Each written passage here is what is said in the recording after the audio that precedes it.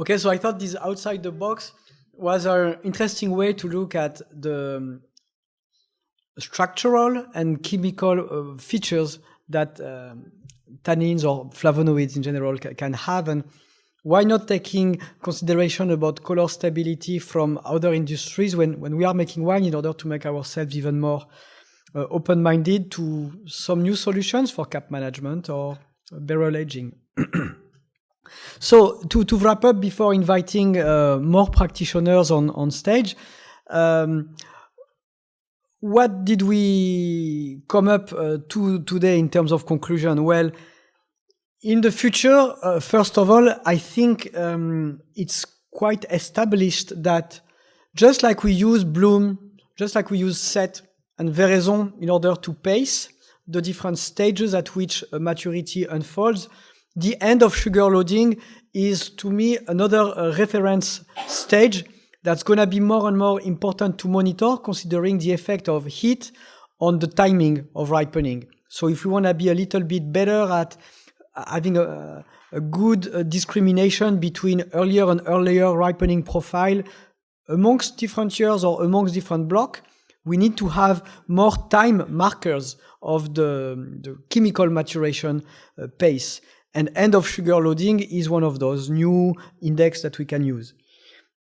Skin color concentration, as Tori also said, affects tannin extraction, just like the ratio between skin and pulp will also drive the type of tannins that can be extracted.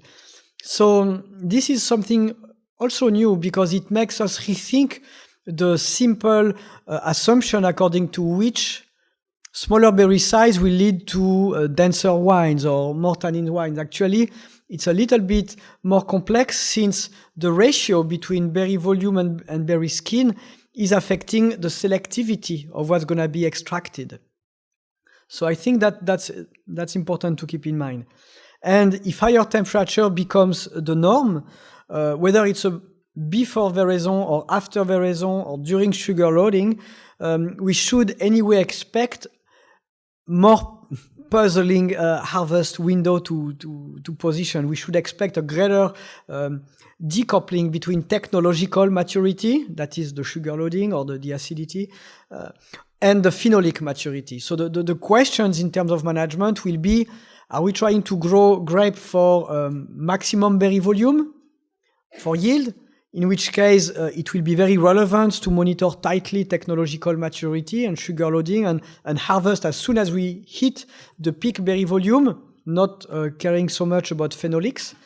Or if we are on the opposite, expecting to grow for phenolics, we should know that there will be a decline in berry volume and that there is going to be a greater time gap between sugar loading cessation and color peaking. In terms of management strategy, well, if we decide to grow for yield ripeness or phenolic ripeness, we will change the timing of irrigation, we will change the timing of fertilization, and we will also change the timing of where to position harvest window. Therefore, the need to be better in the context of precision viticulture at articulating with one another different plant indices in order to get that better ability to improve the timing of decisions. And in terms of winemaking strategy, well, in the future, how are we going to adapt harvest window as we are growing vineyards at higher elevation in hope to get lower high temperature and maybe higher nighttime temperature? How does all of those decisions affect the maturation kinetics and the positioning of the harvest window? And then once you have stick to a given plan, say you always harvest 10 days after shoot, berries are stopped accumulating sugar and because you know you are at peak color. How is that going to drive the wine profile and the maceration? Because if you pick a fruit that barely finished its color accumulation, obviously, the ease with which the cell walls have been denatured, have been destructured, will drive for an easier or a more difficult tannin extraction and color extraction. Meaning, in concrete terms, most of the good stuff will be probably extracted earlier rather than later. So it should change the benefits you expected to get from extended maceration in the context of more elevated temperature.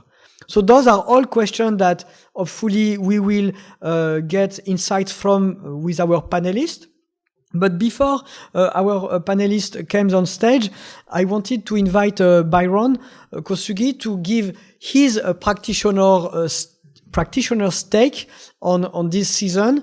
We've been having this relatively high-level discussion, but how can we keep it grounded and make sure that it does translate in terms of practical decisions? Like, it's nice to have those scientific validation of our assumption, but how do we use that in order to make better decisions?